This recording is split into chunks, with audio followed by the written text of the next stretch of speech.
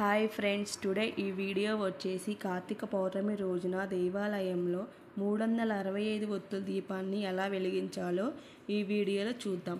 దేవాలయంలో ముందుగా మనం ఎక్కడైతే దీపాలని పెట్టాలనుకుంటున్నామో ఆ ప్లేస్ని శుభ్రం చేసుకొని బియ్యం పిండితో అష్టదళ పద్మం వేసుకోవాలి. పసుపు కుంకుమతో చక్కగా అలంకరించుకొని పసుపు కుంకుమ అలంకరించుకున్నాక మనం దీపం పెట్టే ప్లేస్లో తమలపాకుకి బొట్టు పెట్టుకోవాలి. అయినా కుందులదైనా పెట్టుకోవచ్చు, లేదా డైరెక్ట్గా అయినా పెట్టుకోవచ్చు. కుందులు అయితే ఒక కుందుతో పెట్టకూడదు, పిండి దీపం అయితే ఇంకా చాలా మంచిది. దీపారాధన చేసే ముందు వినాయకుడిని పూజించుకోవాలి.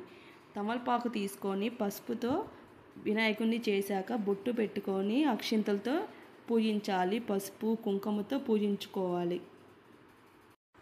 365 దీపాలతో పాటు ఉసిరికాయ దీపం కూడా పెడితే చాలా మంచిది. ఉసిరికాయలను శుభ్రంగా కడిగి గంధము కుంకుమతో బొట్టు పెట్టుకోవాలి. తమలపాకు కూడా బొట్టు పెట్టుకోవాలి.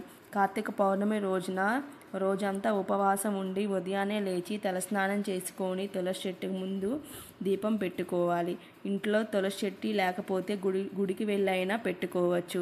కార్తీక పౌర్ణమి రోజున 365 ఒత్తులు వెలిగించినట్లయితే మనం రోజంతా వెలిగించిన ఫలితం దక్కుతుంది. ఈ ఒక్కరోజు 365 ఒత్తులు వెలిగించినా కూడా సంవత్సరం అంతా దీపారాధన చేసిన లెక్క కిందకే వస్తుంది.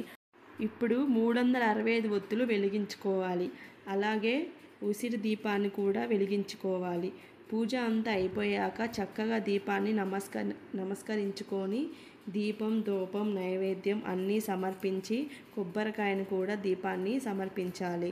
దేవాలయంలోనే దీపాన్ని పెడతాం కదా, దైవ దర్శనం కూడా చేసుకోవాలి.